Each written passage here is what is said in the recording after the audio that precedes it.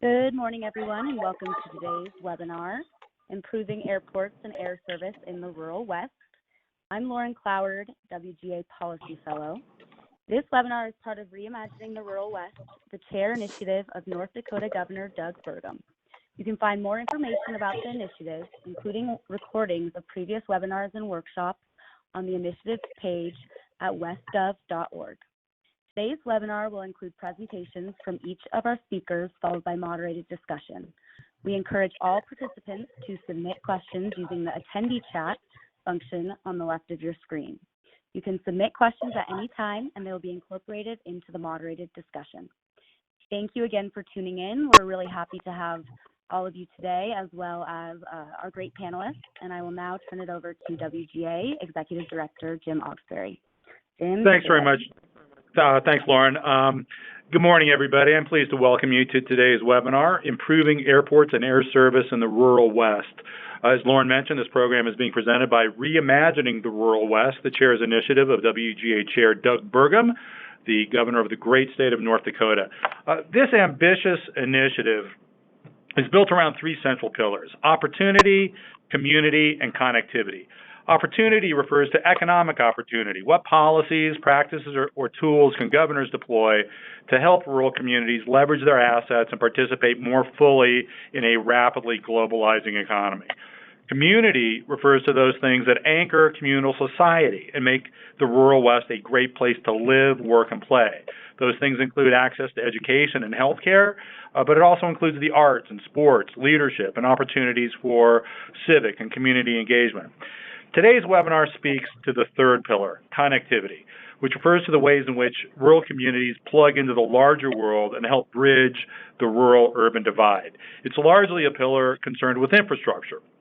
It speaks to the need to enhance broadband access for rural communities, and it is very much concerned with improvements to transportation infrastructure. Air service is critical to economic growth and quality of life in rural communities. Many remote Western communities depend on air service to provide essential supplies and to access critical services, particularly during the current public health crisis. However, air service to these areas is often threatened and will doubtless face a whole constellation of new challenges in the wake of the COVID-19 pandemic. Today's webinar will highlight the importance of air service for rural prosperity and provide information on funding sources and best practices for community investment in and maintenance of air facilities and services. We are proud to have assembled such an esteemed, knowledgeable, and insightful panel for today's program, and I'm honored to introduce the moderator, Brian Olsen, who will introduce the panelists and manage the webinar. Brian was appointed Aeronautics Administrator for the Wyoming Department of Transportation in May 2018.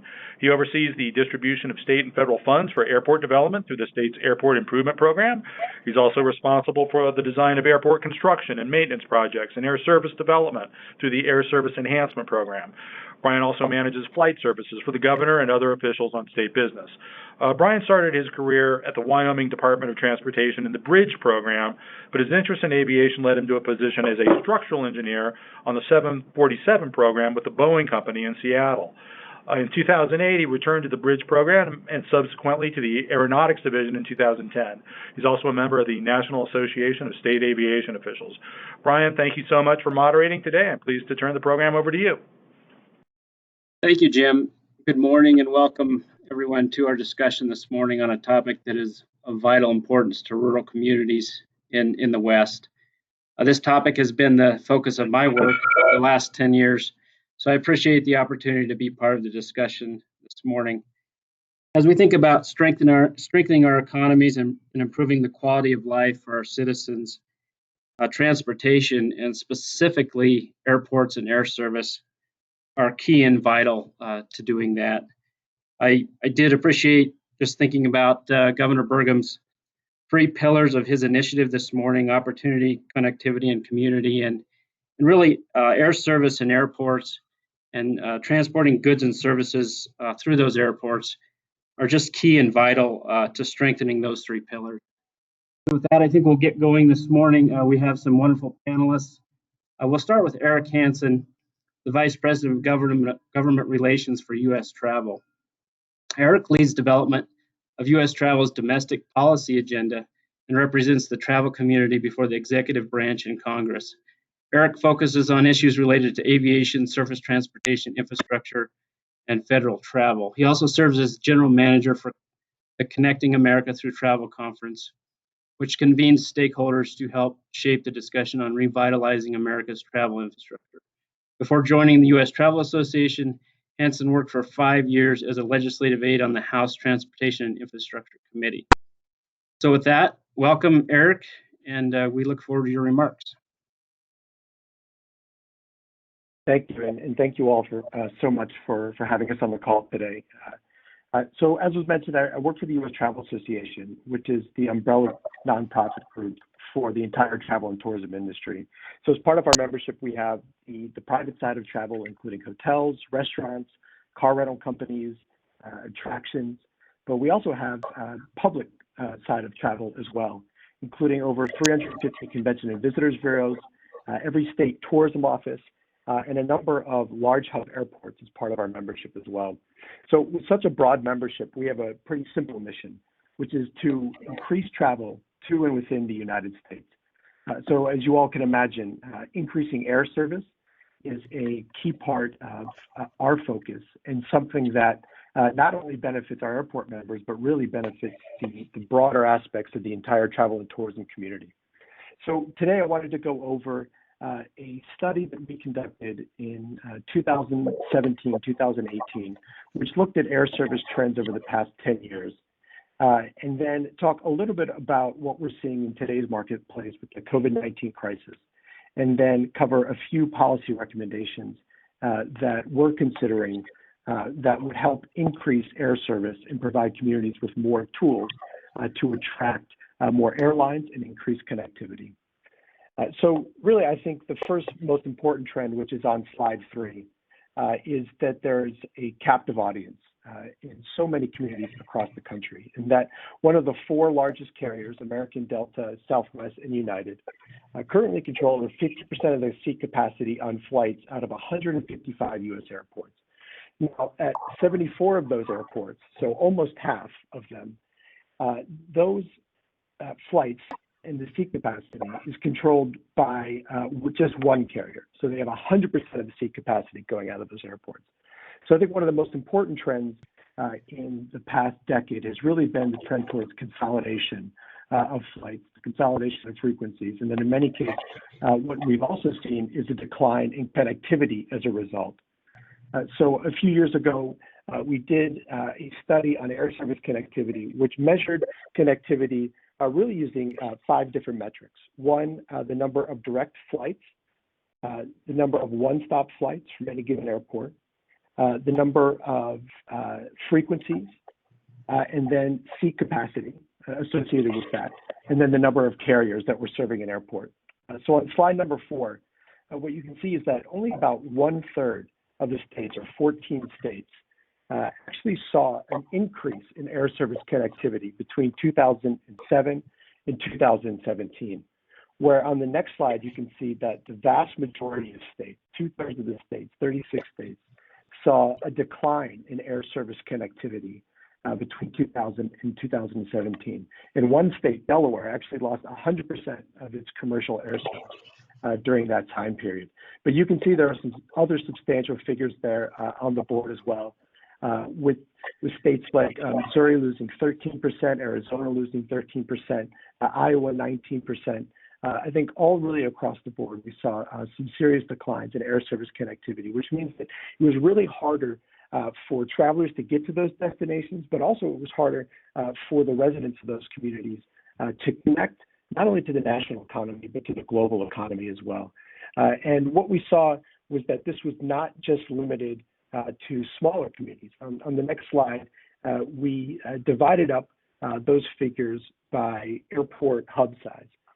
And while large hubs did fare well, I think more so than any other category, we did see that 17 of the top 30 large hubs lost air service connectivity, but the vast majority of the losses were really across medium, small, and non-hub airports that lost the most connectivity during that time period. And when we look at the cost for individual travelers, we saw that go up as well. one of the things that happens when a community loses air service, and on the next slide we go through some data and some examples of airports, is that travelers have to go farther to find a suitable flight, which means an increase in time if they're driving further away from home or from their local airport, an increase in costs, not only in airfares, but also in things like gas as well. And then an increase in the amount of time that it takes them to get to their final destinations. As we're really seeing a lot of communities live in a 1 to 2 stop world, where it's 1 to 2 stops, 1 to 2 connections until they can get to their final destination. And that, of course, went up over the past decade as well. So some of the key highlights here is that travelers in Colorado Springs, they saw a 41% decline in passengers, and on a per passenger basis, an increase in about $83 per diverted passenger. And that's $22 million overall in total diverted passenger costs. So this means not only the time, but the additional resources and then money that those travelers spent, largely going to the Denver airport to catch those flights. But it was not obviously limited to Colorado Springs or even just this list.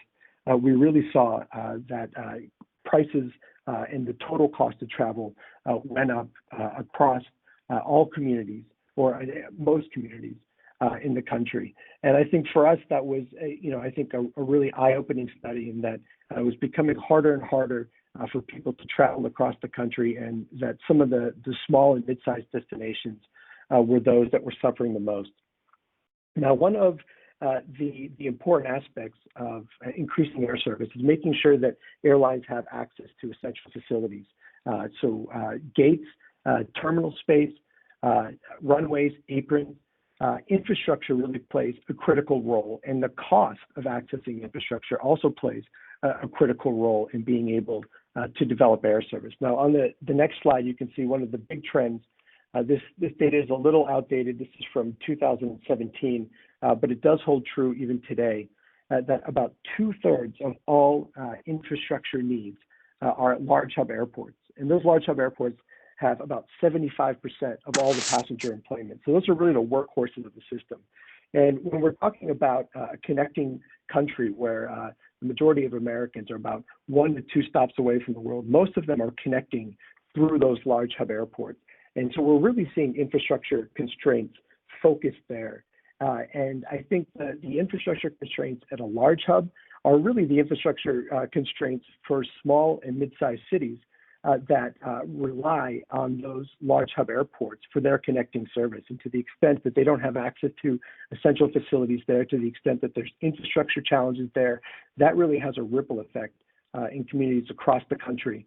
But the infrastructure challenges, of course, are not just limited to large hubs alone. We do see infrastructure challenges at medium and small hubs, access to not only federal grants, but additional passenger revenue has been a major hurdle for all airports in ensuring that they have competitive costs to use their facilities, but also the needed amount of investment to make their facilities modern, efficient, and able to accommodate more carriers.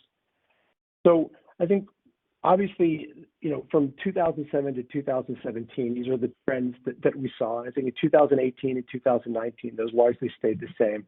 But we're in an entirely different world now with the developments around COVID-19 and the recent crisis. We did pull in some data from OAG from the first week in April. So what we saw from OAG was that the drop in domestic flights was significant. We saw a 42% drop in frequencies, and the cancellation rate for flights jumped to 45%. Now, that's an important figure in noting that the average cancellation rate for flights on an annual basis is typically between 2 to 3%. I think it was about 2.5% for 2019. So that jump in cancellation rate is substantial. There was a lot of financial assistance and focus in the CARES Act on making sure that carriers of all sizes could access grants and loans to stay afloat during this difficult time. But I think we're likely to emerge from this crisis with an airline industry that looks vastly different than the one that does today. For most carriers, for really the large mainline legacy carriers, their most profitable markets are the international markets, the transatlantic, the Pacific, and what we're seeing in one of the first markets to really go was the Pacific market and then the transatlantic market. And I think those are going to be the slowest to come back. I think the restart of international travel will probably take much longer than domestic travel.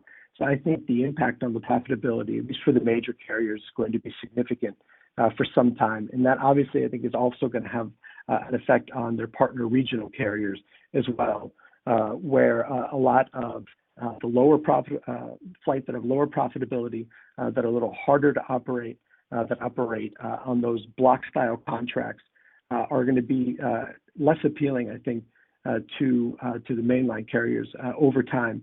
And that could really exacerbate some of the air service challenges that we've seen in small to mid-sized communities as well.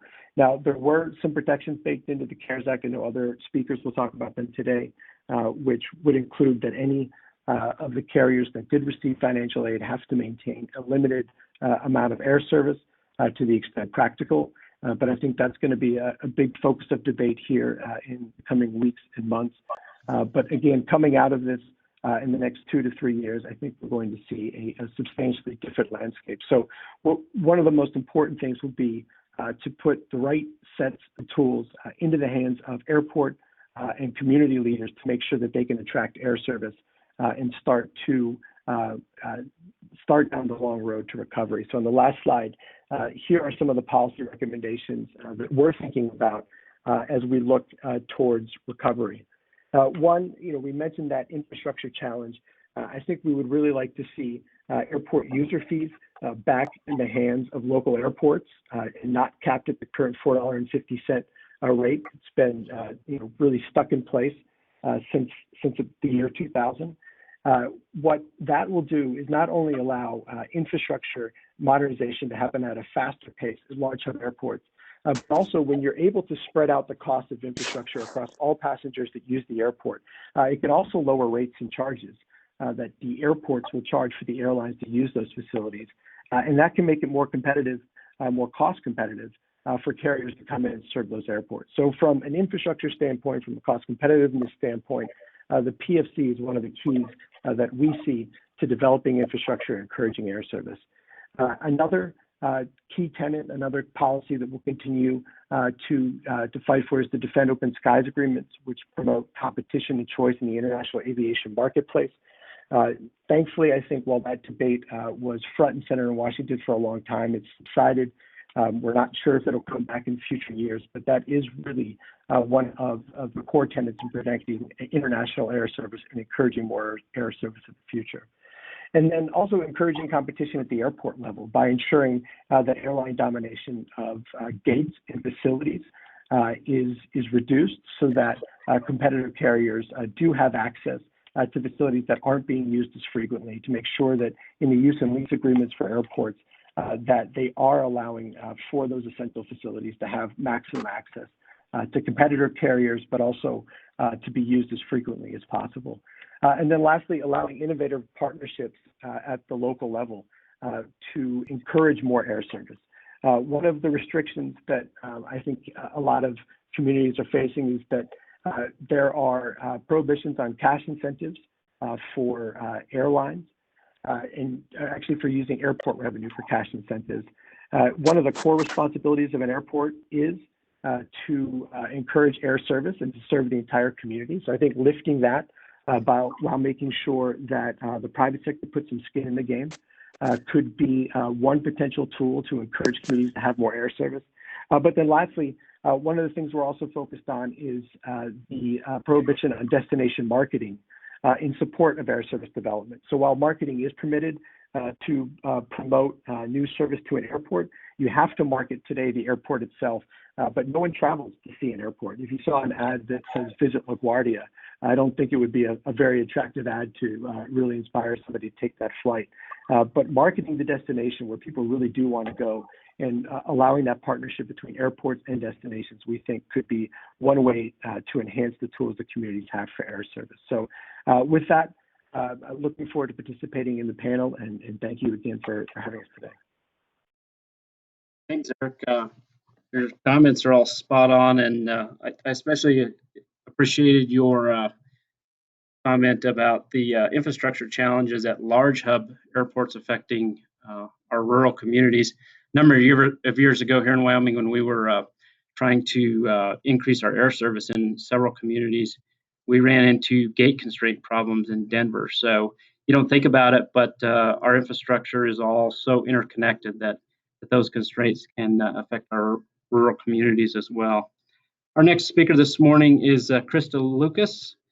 And Christa is the Senior Vice President of Government Affairs for the National Business Aviation Association. In her position, she oversees the association's outreach to Congress, the federal administration, state and local governments, the aviation community, and grassroots programs, working to ensure the safety, efficiency, and acceptance of business aviation. Lucas came to NBAA from the Federal Aviation Administration, where she was the Associate Administrator for Airports. Welcome, Christa, and we look forward to your comments. Thank you. I appreciate you guys holding this panel and for allowing us to participate in it. So I want to talk to you guys today about business aviation. So as was just mentioned, I work for the National Business Aviation Association, and we represent companies across the country that use aircraft for business purposes. The great thing about our membership, it's a little over 11,000 members. It is quite diverse. And the great thing is that none of them compete against each other. The thing that binds them all together is that they use business aircraft as a business tool to run their business. And they are spread throughout the country. I'm sure a lot of you are very familiar with them, especially in the western states, because they find business aircraft to be an effective tool to be able to use that for their small and mid-sized businesses. I think our goal today is to just help more people understand who our industry is. And I'm just going to touch on that for a few minutes, and then after that, happy to take questions after that. Next slide. So as you can see, business aviation, as the slide suggests, is not only the use of airplanes, but the manufacturing of them as well. And I will say the great thing about our association is that 85% of our members are small and mid-sized businesses. And the majority of them use small aircraft to get around their state and local states around them. We were founded in 1947 to foster an environment that allows these companies to thrive, and we work hard every day to make sure that they are treated fairly in our aviation system. Next slide. Many types of aircraft are used. The majority of them are turboprops and smaller jets. They carry around 6 passengers on average, and often you'll think of them as your smaller aircraft that you see, especially at general aviation airports. I will say that our members really feel like that gives them the most efficiency to accomplish their mission and being able to achieve whatever their business needs are. Next slide. 45% of our companies using business aircraft have less than 500 employees. I will tell you, during this pandemic, it has become very obvious because so many of our members have been able to access a lot of the resources that have been provided by the Trump administration and Congress through the Small Business Administration Paycheck Protection Program. You know, you really get a sense, especially when you look at our community, what small businesses mean not only to general aviation, but to their local communities. In many states, you'll even find that your departments of public safety or your departments of aviation will have small Cessnas or Pilatus. They are also used for law enforcement or firefighting. And I will say, as I mentioned before, that really, these companies are the backbones of communities. They provide vital services, and they're really those small businesses that are spread throughout your local and state communities. Next slide. The people that are connected to our community are quite diverse. Business aviation supports over 1 million jobs. A lot of people just think of pilots when they think of aviation, but the reality is that it's not just pilots. We have our fair share of pilots, but we also have maintenance technicians, engineers, schedulers, dispatchers, people who fuel the plane and clean the plane. We also have connected to us aircraft brokers, financial advisors, lawyers, insurance. So I hope that kind of gives all of you an example of kind of the breadth of our industry and the amount of jobs connected to our industry. Next slide. There are many benefits. I will say I touched on briefly in the beginning. We talked about manufacturing. Manufacturing, especially business aviation manufacturing, contributes to the positive trade balance we have. And if you equate that to actual numbers, it's $200 billion in economic activity each year. Manufacturing is a big side of our community. It employs a lot of people. And again, through this pandemic, I think everyone's seeing how hard hit they are. But we're hoping as we all keep an eye towards recovery, you will see business aviation pick back up because so many jobs associated with business aviation are high-skilled jobs. Next slide. Connecting communities. So Erik had touched on, to a large extent, the different layers of communities, and a lot of times the focus just generally tends to gravitate towards your large hub airports. But the reality is that business aviation, our companies are spread all throughout the 50 states. And our members use the 5,000 airports that are spread throughout this country. I think there's a lot of attention given to the airports where airlines generally do their operations, but the reality is, and so many of you know, because you know your state and local community so well, that there is actually a large number of general aviation airports spread throughout the country that really provide a network of operations for our members to get into and out of different communities. A lot of times it really is the lifeline to these communities, whether they need medical supplies or food or anything like that. You see a lot of it in Alaska and Hawaii, where we really are the lifeline to communities, and you also see it especially in the western states where you have a lot of remote communities where the general aviation airport is really the connection to the rest of the state and the bigger cities throughout the country. Just to highlight some examples of members that we have, for example, so we have a software company. It's Jack Henry and Associates. It's based in Manette, Missouri. It was founded over 40 years ago, and their largest commercial airport is well over an hour from them. So they use their local general aviation airport to get to all the different locations they need to get to in order to maintain their business and maintain their footprint in achieving what they need. So that's just one example of how businesses are able to operate in smaller communities while still getting out and doing all the business that they need. Next slide. I also wanted to touch on, especially kind of in the backdrop of the pandemic, the humanitarian efforts that business aviation participates in. We do a ton of humanitarian work. Our community very much believes that we all need to give back and help out where we can. I think, if you just take a look at all the different things that have happened over the last couple years, we had flooding that happened in Nebraska. We had Hurricanes Harvey and Maria.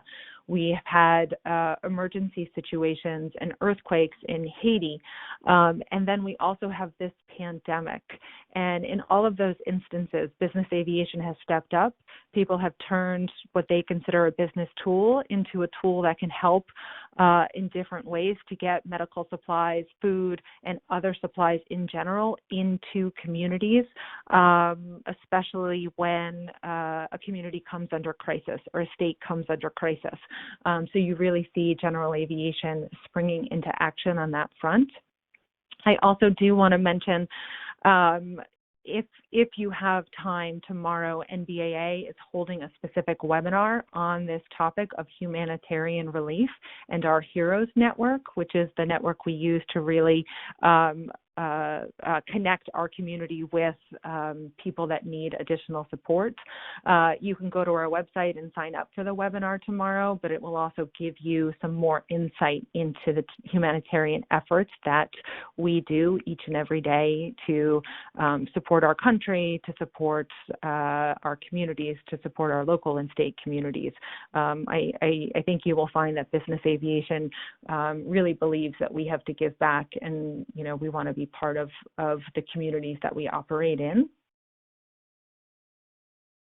And then with that, I did just want to again kind of reiterate these bigger points that, business aviation is a big economic driver. We create jobs. We create these community connections. We help small businesses maintain productive and competitive, especially when they are located in small towns. And we do maintain this humanitarian mission. I think we are seeing more and more as this pandemic ticks on that we are all part of a larger community, and we are now all leaning on that community to make sure that we get through this, because you're really seeing people struggle throughout the entire country. And however we can help and however we can give back, I think we really want to do our best. So again, this was just a short introduction to our community at large, but I would again encourage all of you to visit our website and to also visit, we have a resource for our members and for others. It's called the No Plane, No Gain campaign, where we provide a lot of information, videos, and other data points about business aviation. I would encourage all of you to just take a few minutes and visit both of those websites so you get a better flavor for who we are. But with that, I'm happy to answer any questions and looking forward to participating with my other colleagues on this panel. So thank you. Thanks, Christa. Appreciate all of those comments. And for the attendees that are attending, please, if you have any questions, please remember to put them in the chat box, and we will get those answered as we move through I guess at the end of the presentations, we'll get those answered. Christa, as you were just speaking about the value of general aviation, it brought to my mind a comment that one of our rural airports, the airport manager, made to me a number of years ago. He does have commercial service, but he said, I'm a general aviation airport that happens to have commercial service. He was just emphasizing really that general aviation is the lifeblood of our rural communities, and it's so important. And of course, business aviation would be part of that. So with that, we'll move on to our next panelist, David Short. David is the Deputy Assistant Secretary of Transportation for Aviation and International Affairs for the US Department of Transportation. David was appointed to his current position in July 2018. In this role, he has responsibility for implementing economic and competition policy as it affects the aviation and international transportation sectors. He serves as the designated federal official responsible for the National Advisory Committee on Travel and Tourism Infrastructure and the Department's Advisory Committee on Human Trafficking. Before joining the administration, David served as Senior Counsel of Trade and International Affairs for FedEx. David, we look forward to your comments. Okay, thank you very much, and good morning, everyone. Thank you also for the invitation to participate in this great program this morning. I would like to touch on two particular programs that my office administers that I think have particular relevance to air service in the rural West: the Essential Air Service Program, and secondly, the Small Community Air Service Development Program. And then finally, wrapping up, I'll touch on some of the things going on right now with implementation of the CARES Act to respond to the current public health emergency. So could I have the first slide, please? Okay, the Essential Air Service Program. This was created in 1978 as part of the Airline Deregulation Act. Initially, it was planned to last only 10 years as a bridge for smaller communities that it was feared might lose air service with the introduction of deregulation. However, the value of the program and its success was recognized, and within that initial 10-year period, Congress saw fit to make it permanent. The program currently receives about $300 million in annual funding. The economic impact of the Essential Air Services Program is significant.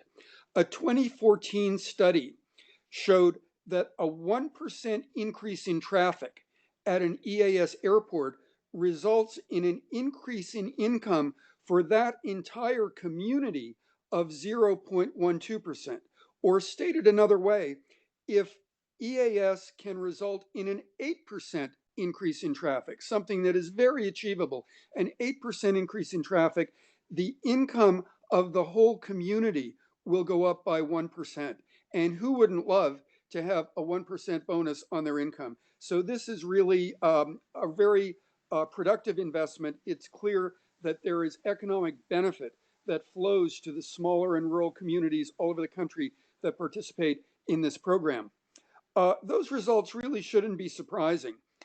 In the 21st century, business needs air connectivity to the national and global economy to succeed.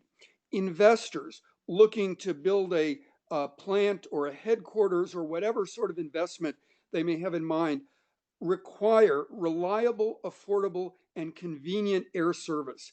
They need for their salespeople to be able to get out around the country to make sales calls.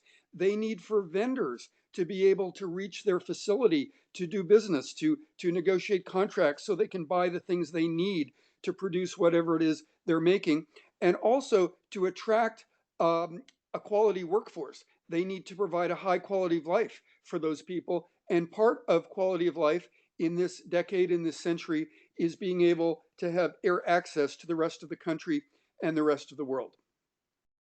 We have 6 principal criteria that are used to evaluate essential air service proposals: service reliability, whether there is a marketing arrangement with a larger carrier at the hub, whether there's an interline arrangement with a larger carrier at the hub, the preferences of the community, whether the carrier has a marketing plan, and finally, the relative cost of the different proposals that will be submitted in response to these EAS opportunities.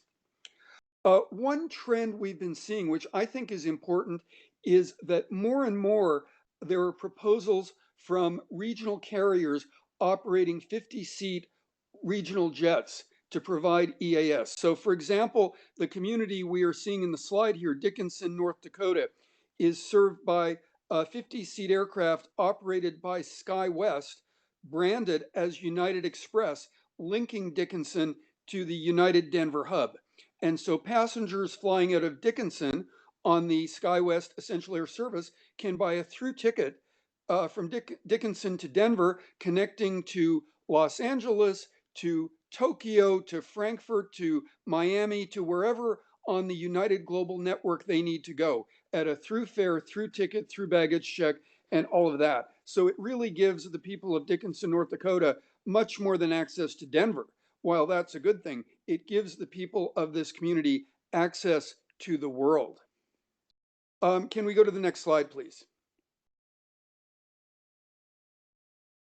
Okay, so here we see a map of the western part of the continental United States.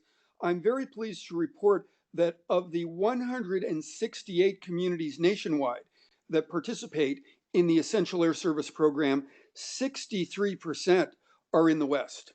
So here you see the various, almost all the states in the West have at least one community receiving EAS subsidized service. Next slide, please. So here you see Alaska, another obviously Western state. Alaska has the most airports that participate in this program for obvious reasons. As many of you may know, there are many communities in Alaska that are only accessible by air or possibly by sea, by marine transport. And some in the interior of Alaska, air is indeed the only way in or out. So Alaska, obviously a very involved participant. And next slide, please. And here in Hawaii, even in Hawaii, which very attractive destination, obviously, but even in Hawaii, there are two communities that qualify for the Essential Air Service program. Next slide, please. So now I'll turn to the Small Community Air Service Development Program. This is a very different program. It's a much smaller program. There's less funding provided by Congress, but it's a lot more flexible. What the Small Community Program offers is for airports with roughly 2 million enplanements a year or less. So it can be very small airports up to a cap of a million. They can apply for a grant for a fixed duration. So this is not a continuing program. Airports that receive grants in this program will get a grant, but it's going to have a fixed duration, unlike Essential Air Service, which tends to continue year after year unless a carrier comes forward and offers to provide unsubsidized service. There have been 419 grants under the SCASOP program since it began, 18 of them in the most recent fiscal year. The types of grants that SCASOP offers, and it's very open-ended. It can be whatever, it's constrained only by the imagination and creativity of the airports that apply for these grants. But the sorts of things we often see will be a proposal to provide a revenue guarantee to an air carrier that is offering to provide new service to a new gateway, or a marketing support for a carrier, either to support current service in the hope of increasing and expanding the level of service or attracting a new carrier. All of the Western states except Hawaii have received grants under this program. California, obviously the biggest state in the country, has received 27 grants, but some of the smaller states have also done pretty well under the SCASOP program. For example, North Dakota received 10 grants and Montana has received a total of 15. Let me touch briefly on a few examples. Here in the slide, you can see the Bozeman Airport in Montana. Well, it was actually a SCASOP grant back in 2012 that enabled Bozeman to attract nonstop service by United Airlines from their hub at Newark in the New York area. That service, we're very pleased to say, is continuing now. So it was an example of a really great investment. This was temporary money just for the first couple of years, but the service proved to be commercially viable, commercially successful and profitable, such that United has continued to provide it even after the grant expired. Another example, Monterey, California was able to attract low-fare service by Allegiant Airlines to Las Vegas. That began with a grant in 2008, and very pleased to say that that service is continuing now without any grant or subsidy. And one more example I'll touch on, Lewiston, Idaho was able to attract service with SkyWest branded as Delta Connection to Delta's Salt Lake hub. That began with a grant in 2005, and again, that service is continuing today. So this is what we really like to see is the grants again are limited, but we like to see them be successful such that the service that this, if you will, seed money has facilitated continues indefinitely and continues to provide service for the traveling public. So the SCASOP program in all has generated 252 new routes, which I think is really impressive for the limited money that is involved in this program. And we do expect, as we do every fiscal year, there will be a notice of funding opportunity coming out this summer for the funding available in the current fiscal year. And we invite airports all over the country, certainly including airports in the West, to consider how this program might fit with their marketing and air service development plans and to participate in that funding opportunity. So now I don't want to take up too much time, but let me just touch quickly, if I may, on the administration response to the current public health emergency, and in particular the CARES Act that was signed into law just over 3 weeks ago. So the CARES Act provides $29 billion in payroll support grants to airlines and another $25 billion in guaranteed loans for the airline industry. One condition of accepting this financial support is that the carriers must agree to maintain minimum service. And this was prescribed by Congress. It's not something DOT thought up, but Congress required it as part of the statute, and we are charged with administering it. Now, the challenge we have is that there has been about a 96% drop in passenger traffic since the onset of the public health emergency. So it would obviously be untenable to require the full complement of service that existed prior to the change in circumstances due to the coronavirus situation. So what DOT is requiring is, in general, carriers will not need to maintain more than 5 times a week service at the points they served before March 1st. And in some cases, the minimum service is 1 time weekly. We have also established a procedure for carriers to come in and apply for exemptions from even that minimum level of service if they can establish that it would not be reasonable or practicable. Those are statutory criteria that Congress has given us. Reasonable or practicable to maintain the service. And I'll just give you a couple of examples of requests for exemptions that have been granted. Delta came in and requested a delay to the start of their seasonal summer service to points like West Yellowstone and in Alaska, Sitka and Juneau until June. They will start in June, but these points never were planned to have service before June, and so we are giving them an exemption so they do not have to serve these seasonal destinations during April and May, but they will begin in June. Another example, Alaska Airlines was granted an exemption so it does not have to serve from Seattle to the neighbor islands of Hawaii. So their service to Kauai, Maui, and the Big Island is not going to be required, even though they serve those points prior to March 1st. Alaska Airlines will continue service to Honolulu, and in addition, another carrier, Hawaiian Air, will serve the neighbor islands. So it is still possible for passengers to reach the neighbor islands from destinations throughout the national air transport system. And the last thing I'll touch on, the CARES Act also provided $10 billion in supplemental funding for airports.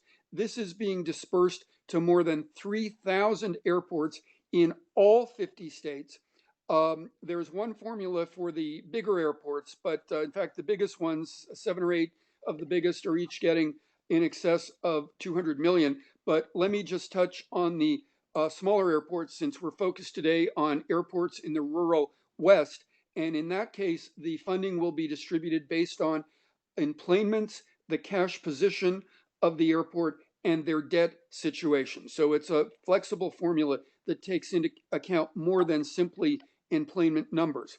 And the money, the $10 billion, is going to start flowing to the airports this month. It's not going to be a bureaucratic process that will be delayed. We understand airports, just like airlines, need the money now in view of the current pandemic situation, and our administration is committed to getting that money to the airports as well as to the carriers without delay. So that concludes what I've prepared for this morning. Again, I look forward to participating in the rest of the panel. Thanks, everyone.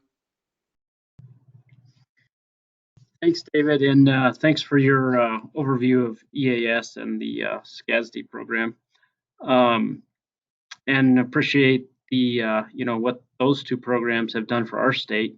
We've been able to utilize both programs and have been very beneficial in retaining and helping to grow air service in Wyoming. So appreciate that. We will have some questions, I think, from the attendees for you later, so we'll get to those in a bit. Our next panelist this morning is Anita Lopez. She's the Asset Risk Manager in the Western region for the USDA Rural Development Program. Prior to joining the National Office Community Facilities team in September of 2018, Anita was the Community Facilities Program Director in California for over 4 years and a state office specialist for almost 15 years. She has extensive knowledge and expertise in the Community Facilities Program and is currently the Community Facilities Asset Risk Coordinator for the Western region in Puerto Rico. With that, we look forward to your comments, Anita. Great, thank you so much. So thank you so much for having me on this panel and letting us discuss our community facilities program. We're happy to reach out to anyone on the call as well as any additional interest personally so we can help with our rural communities. Next slide, please. So I want to discuss a little bit about who we are. Sometimes it surprises me that not a lot of people are familiar with rural development. We are only in rural areas. Our mission within USDA is we're the only agency in the federal government with primary responsibility of serving only rural America. We create economic prosperity, and our main mission is to improve the quality of life in rural America. And we remain focused on helping rural communities build robust and sustainable economies. So we like to brag that we can literally build a community from the ground up. Next slide, please.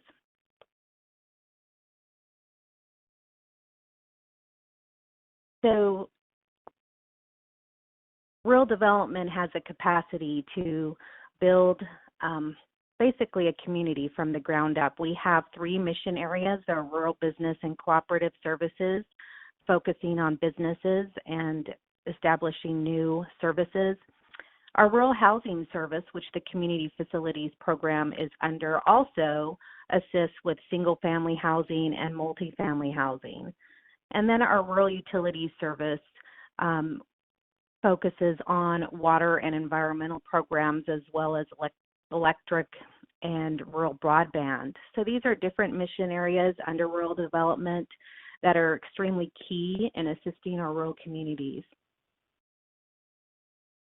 I also just want to quickly mention that rural development has 47 state offices and 400 area offices, all located across the country, mostly in rural areas, and our national office is in DC.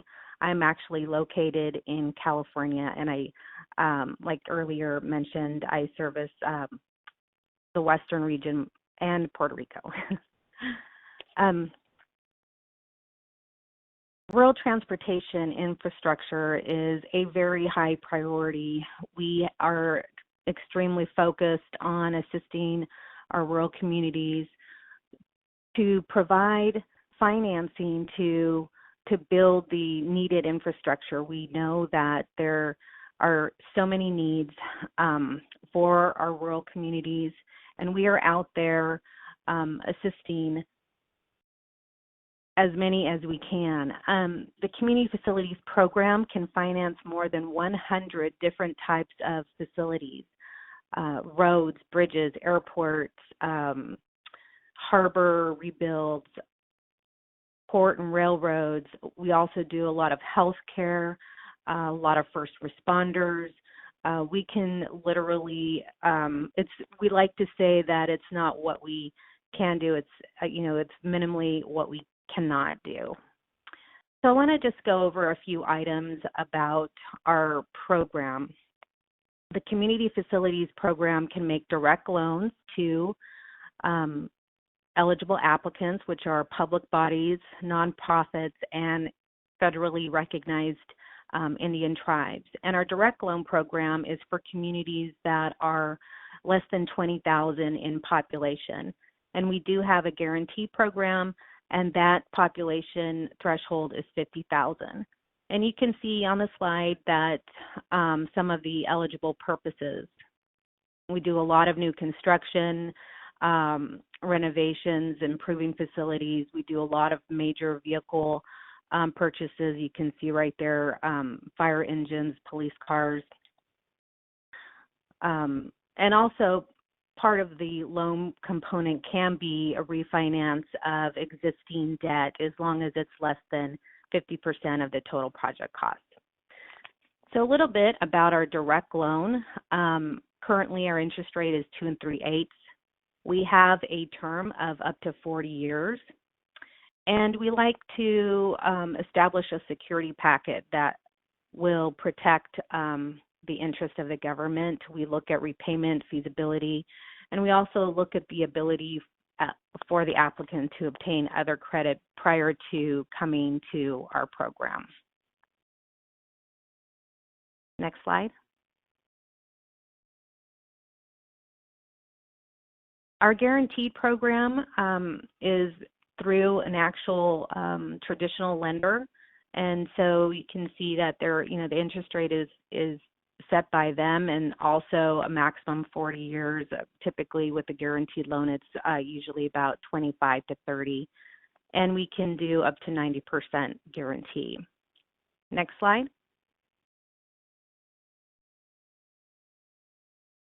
The community facilities application process is very straightforward.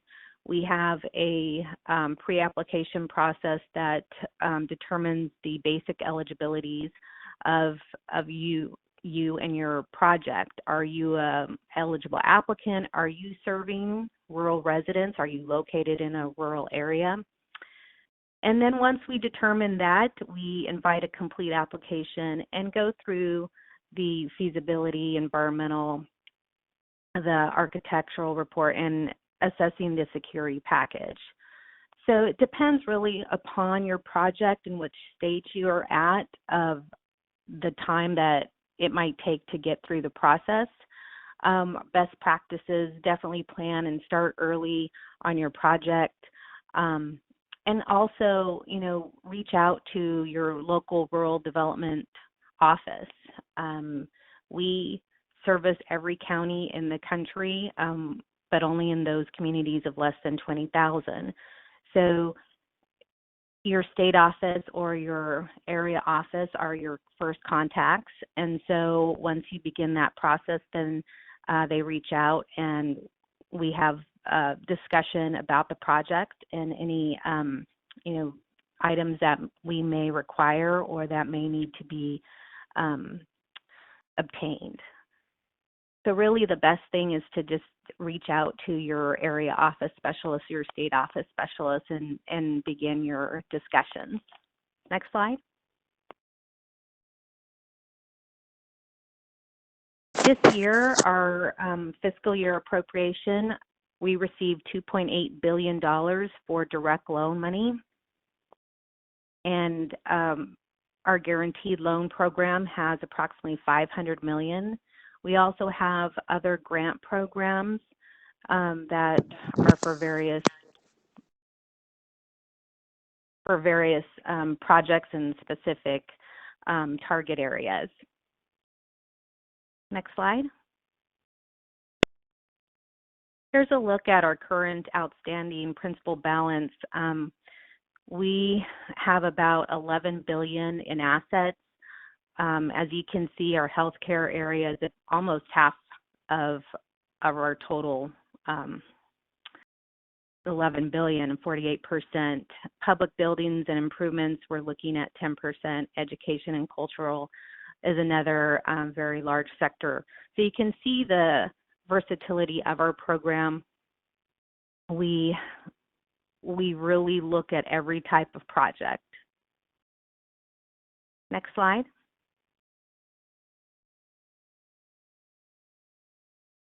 I want to provide an example. This is the Lamoni Airport in Iowa. We provided $750,000 in loan funds to support an extension of a runway and construction of a 6-bay hangar. So we do a lot of matching when we're looking at transportation, and the Iowa Department of Transportation and the FAA also heavily participated. But I like the quote from the city of Lamoni, the council member: "A mile of highway will take you a mile of runway will take you anywhere." So that truly does underscore the importance of airports and the growth of rural economies. I also want to mention another project that we're currently working on. It's in the city of Williston, the Williston, North Dakota airport. We're working on providing permanent financing for that new airport that just opened last October. And that's about $100 million in direct loan funds, and I think almost $30 million in guaranteed loan funds. So we have no minimum and we have no maximum. It's really truly based upon the feasibility of the facility. We just feel the need that rural economies lack access as opposed to some of the urban areas, and that's what the Community Facilities Program is for. Next slide.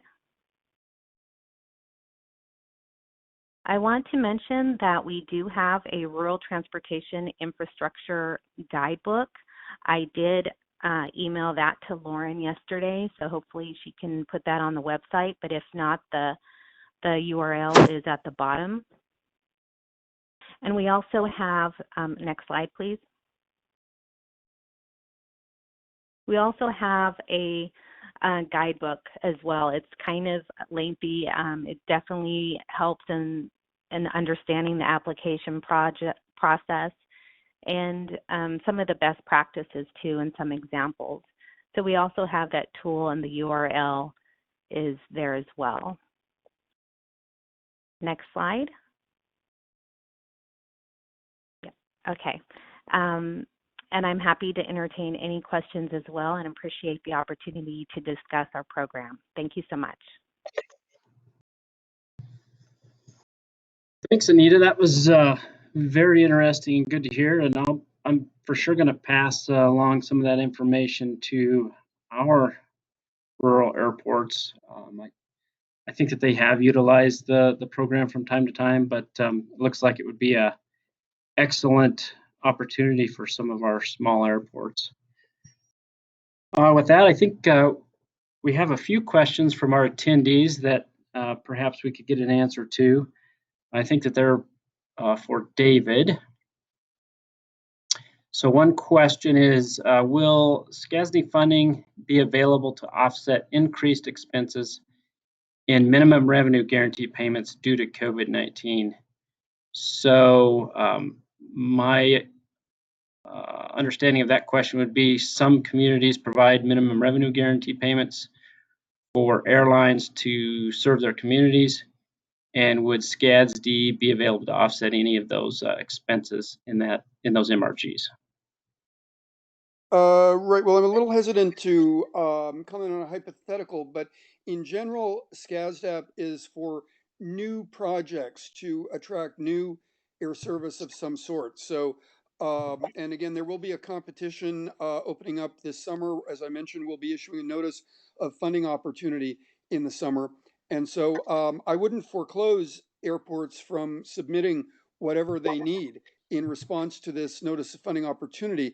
But I think typically the applications that have been successful reflect some sort of local matching funding, for one thing, and also they explain how the grant will improve the current status of air service, whether it's service to an additional hub, whether it's attracting a low-cost carrier, whether it's additional service of some sort. That tends to be the sort of application that has managed to be successful given the statutory criteria we need to implement in choosing from among the competing applications.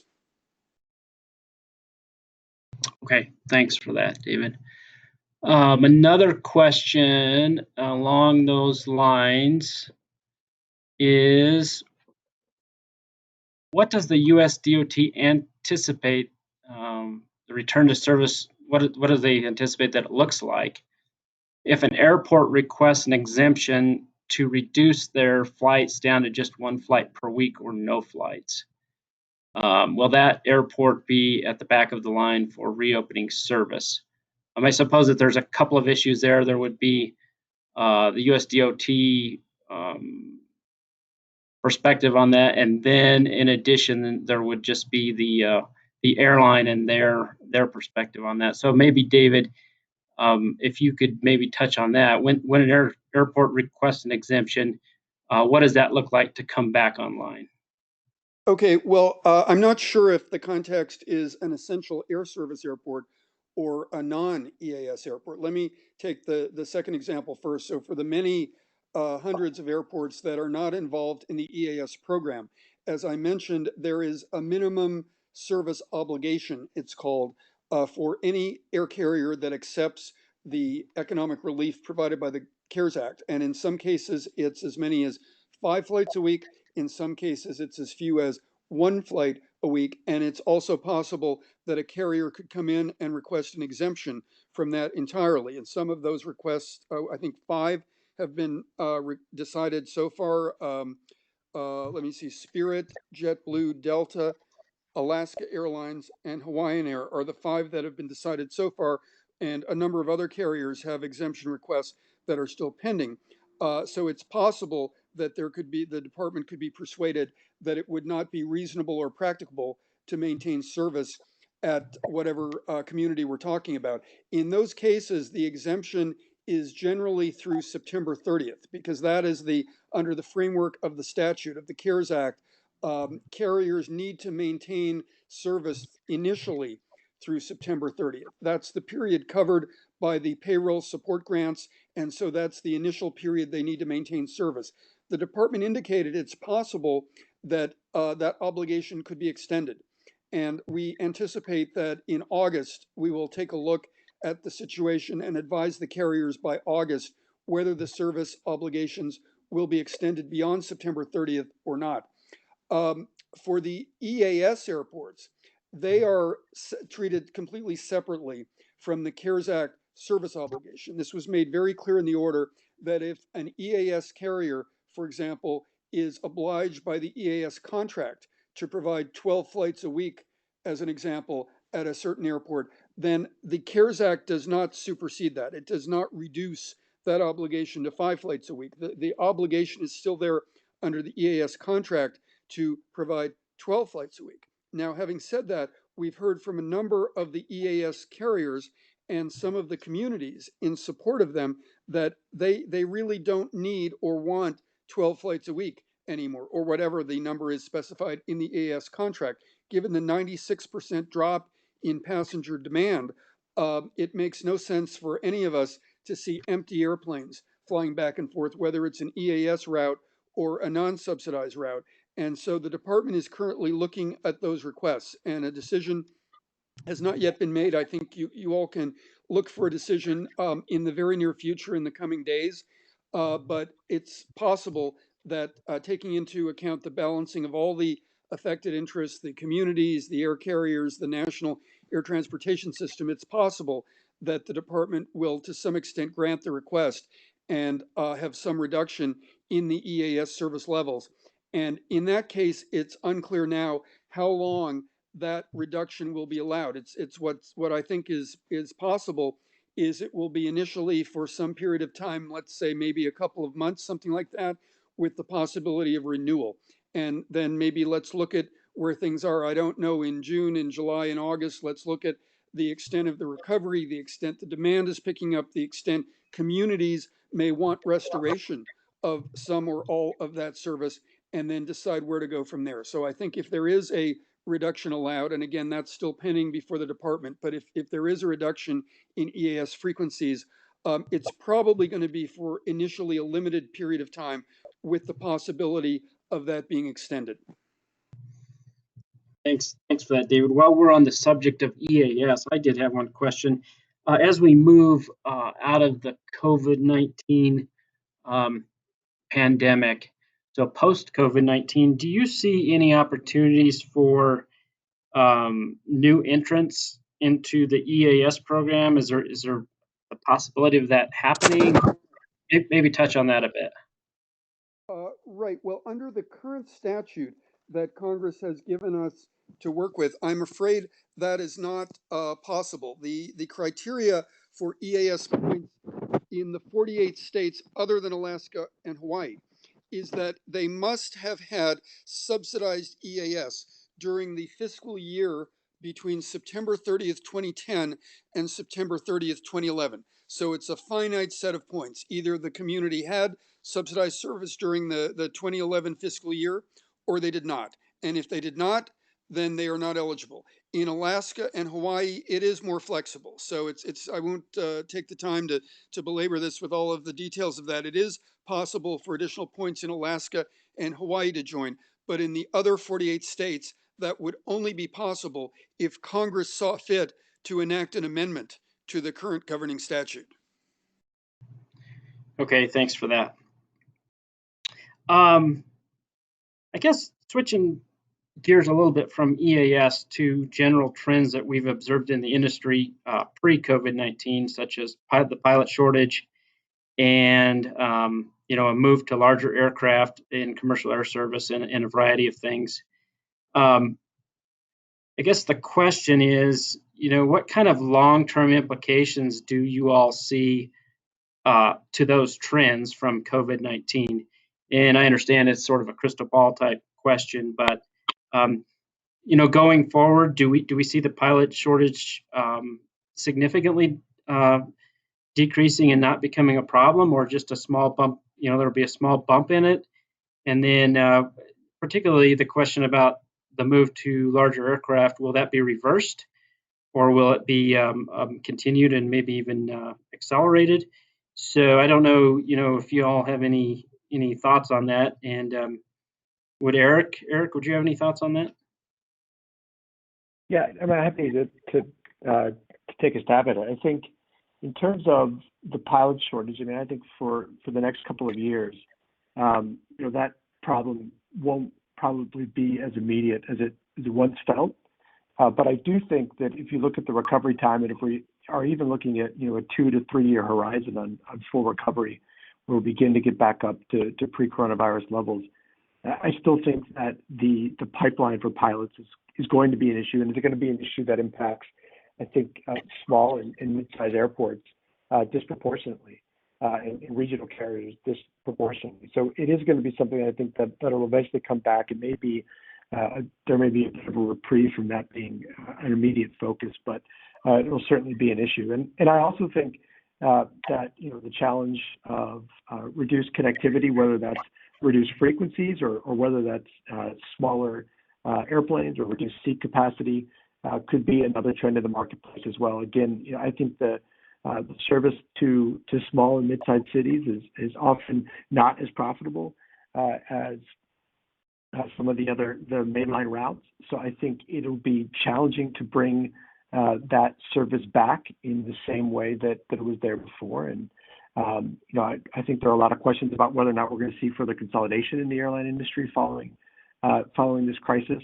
There are not a lot of airlines to consolidate that are left, but we still could even see, I think, some further mergers there. So I think connectivity is going to continue to be kind of a front and center issue as we recover from this, and eventually I think the pilot shortage will be part of that as well.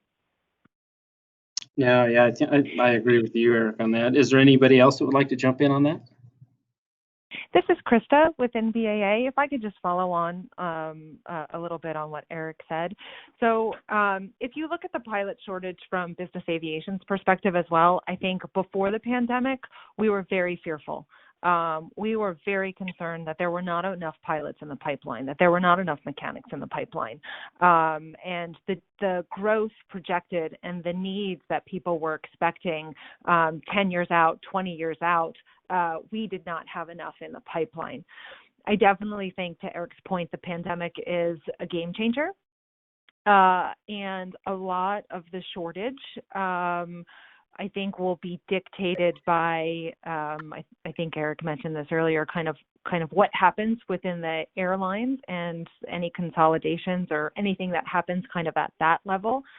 I think for business aviation, I will tell you just our perspective from the pandemic, our operations are down 75%. And the reality is that we have so many small businesses connected to us, and while they are taking every resource, every economic tool provided to them through the CARES Act, and I do want to give a big thank you to the Trump administration and to Congress for giving them those economic tools, I think we are concerned that a couple months from now, I think you're really going to see kind of the shakeout from the pandemic and who's left standing, especially as it relates to business aviation and the small businesses connected to us. And then I think going forward from that, that's where recovery begins, and what that process looks like and how long it takes. I think is a bit of a crystal ball prediction, and I'm not sure anybody's willing to make that prediction today.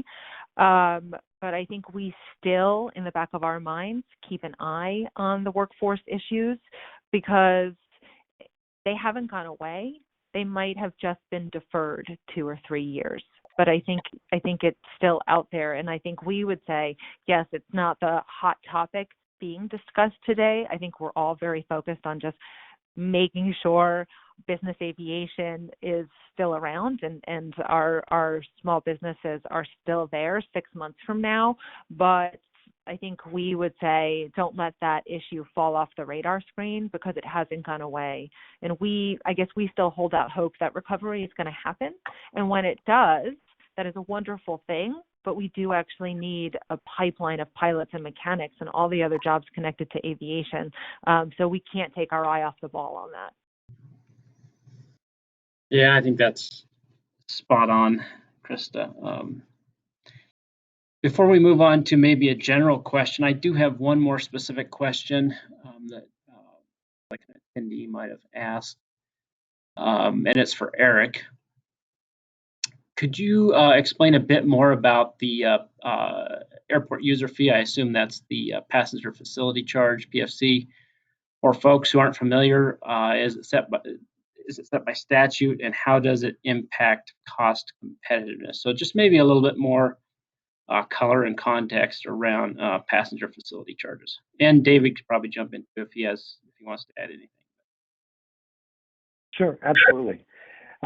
So the passenger facility charge is a user fee that's set on an airport by airport basis, but Congress sets a federal limit, which has been set at $4.50 per passenger, and that's been in place since 2000.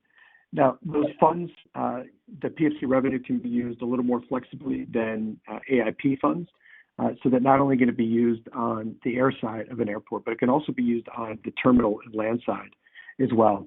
And one of the other important features of the passenger facility charge program is that the airport can use those funds in a way that benefits all passengers in all areas of the airport, so that airlines really don't have a say in how those funds are spent. So I can give you an example. If you've ever landed in a major hub airport and you've connected and you've been flying on one of the major carriers, you might be connecting through what looks like a very modern terminal.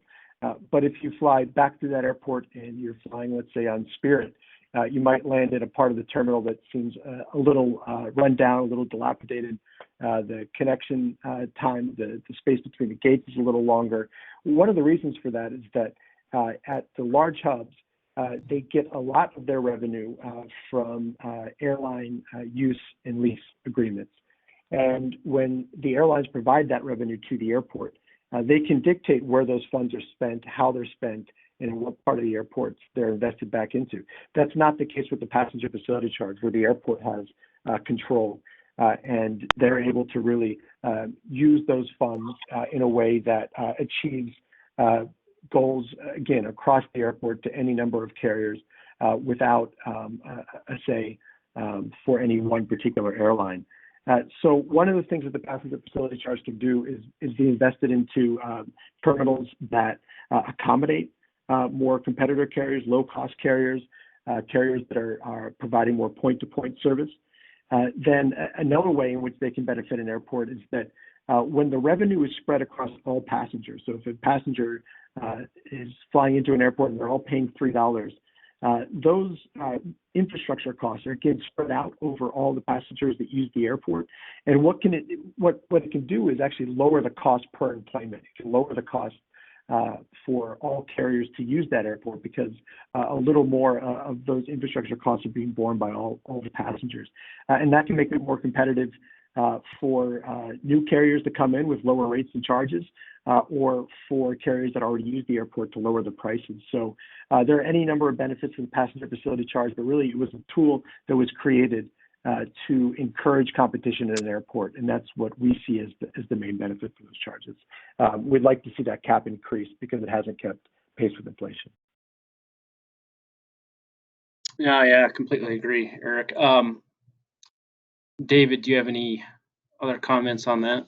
Well, I would just say there's certainly been a healthy debate prior to the current public health emergency about the future of PFCs.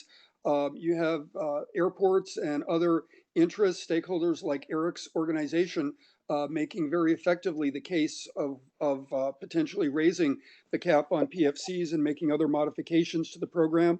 You've also seen most of the major airlines pushing back against that, claiming they're already very heavily taxed, that aviation is taxed more heavily than alcohol or gambling or a lot of things that are perhaps socially less desirable than aviation, and that the PFC, in their view, is just another tax, that airports actually already have ample funding available, that you can look at private sector investment, carriers in some cases putting billions of dollars into new terminals at major hub airports and so forth, that there really isn't a need to increase the quote unquote taxation of passengers to provide greater revenues through the PFC program. So those are the two sides of the debate. And I think it's Congress that will decide that debate. The only thing I would add, I do take note that in the recent CARES Act passed 3 weeks ago, Congress saw fit to suspend collection of the taxes into the Airport and Airway Trust Fund, recognizing the financial crisis facing the aviation industry. They were willing to forego collection of those taxes, basically to enable carriers to cut fares or to keep the fares constant and retain what they would otherwise have had to remit in the way of Airport and Airway Trust Fund taxes. And so, again, I certainly would never want to predict what Congress is going to do. That's way above my pay grade. But at least judging from that one fact of how Airport and Airway Trust Fund taxes were treated in the CARES Act, it seems like Congress is sympathetic to the need of air carriers to not face increased taxes, and passengers, I should say, air carrier passengers, not to face increased taxes at this time, at least until we get beyond the emergency and see how the industry looks emerging from that. Thanks for that, David. Yeah, your point's well taken. And then also interesting is your point about the not collecting the taxes and the Aviation Trust Fund. We'll monitor that Aviation Trust Fund and hope to keep it healthy and where it is. You know, it is healthy now, which is a good thing, and we'll hope to keep it that way. Another just quick comment that came in on the attendee chat that I thought I would just put out there for everyone. It would be great if the EAS program were revised with criteria for participation focusing truly on remotely located airports that have smaller volume enplanements. Why does the program need to support airports that have 50,000 plus enplanements? At some point, those communities should graduate from the program due to their success. Just a comment for the group. Well, go ahead, David. Yeah, if I could just take a quick stab at it. As I mentioned a moment ago, the criteria for the program is set by Congress. And so I think certainly if there's a case to be made for modifying the criteria, by all means, I think the proponents of that should take their views to Congress. What I would say is every now and then we do see communities graduate out of the program. That's not unheard of. What will happen is service will go into a community. This is competitive. These contracts for EAS are typically 2 years, sometimes 1 year, sometimes as much as 4 or 5 years. But I haven't seen one more than 5 years, and 2 years seems to be about the norm. So if a service is successful into a given community, other carriers will see that. And once the contract is up for renewal, they'll come in, and we sometimes will see proposals for zero subsidy. So they'll say, hey, I see that's a great market. There's enough traffic there to sustain the service I could provide based just on the fare. I don't need a subsidy. I'm willing to serve that point without EAS subsidy. And in those cases, that's obviously a very attractive proposal for the department to choose. It's not the only factor, and it doesn't guarantee selection, but it's obviously a very important factor. So it does happen that communities, quote unquote, graduate out of the program. Sure. Yeah, that's good to know, David. Maybe one last question or a few more if we have time. For communities and regions interested in improving infrastructure or expanding air service, how can they capture the interest of private companies and attract private capital? I guess one thought on that I have is, what we've seen airports be successful in providing the right infrastructure at their airports first, and then selling that infrastructure to private companies that then come in and put in hangars or put in facilities. But I would definitely open that up for the group. Again, how can communities interested in improving infrastructure capture the interest of private companies and attract private capital?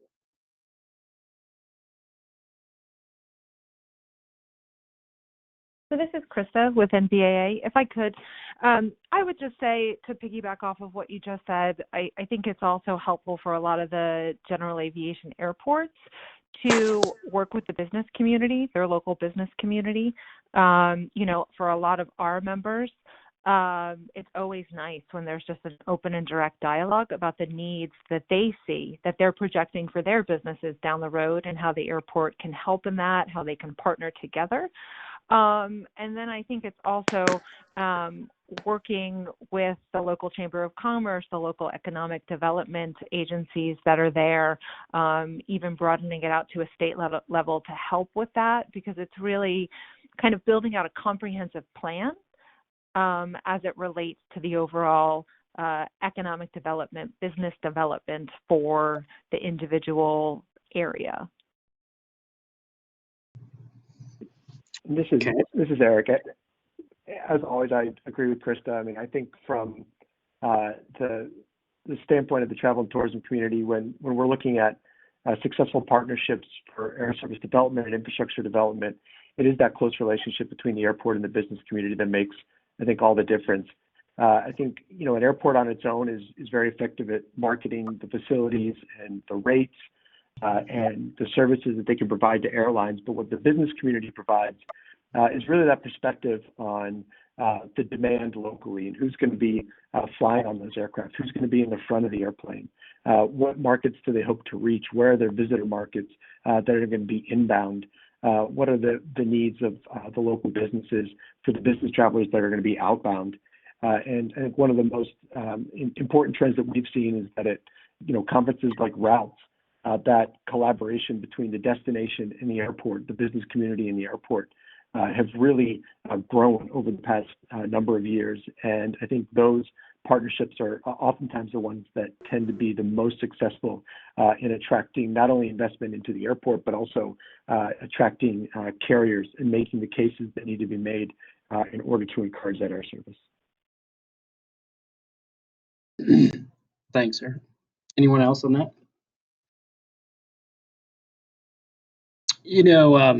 So one public-private partnership that we've worked on the last several years on the air service side is recognizing all of the industry headwinds that we were facing on, retaining air service in rural communities in Wyoming. We began to work on what we call the capacity purchase agreement, which is really where a number of communities working with the state, we came together and contracted with a regional carrier to provide service to our communities. It is sort of a long-term contract because we knew that as the industry headwinds got stronger, we would need to have that ability to retain air service. So that's a public-private partnership that we've been working on the last few years that has It was quite successful until COVID-19 came along. However, it is really the beauty of it is it's a good foundation and a good framework, really in any situation, even the crisis that we're in, to come out the other side and have good, strong, reliable air service. So that's another public-private partnership that we've been working on. I think with that, we're getting close to our 11 o'clock or maybe a little past. I would give an opportunity for last comments from any of the panelists, and then we'll wrap it up.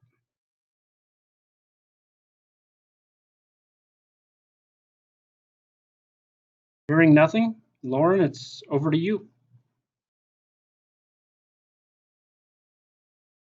Great. Thank you so much, Brian, and thanks to all of our panelists today. We really enjoyed hearing this discussion and having you share your expertise, especially during this crisis that we're seeing globally. So that concludes today's webinar.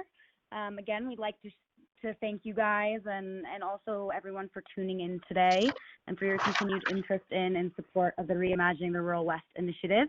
As we noted in the chat, a recording of today's webinar and the panelist slides will be available later today at westgov.org, and we hope you all have a great day. Thanks so much.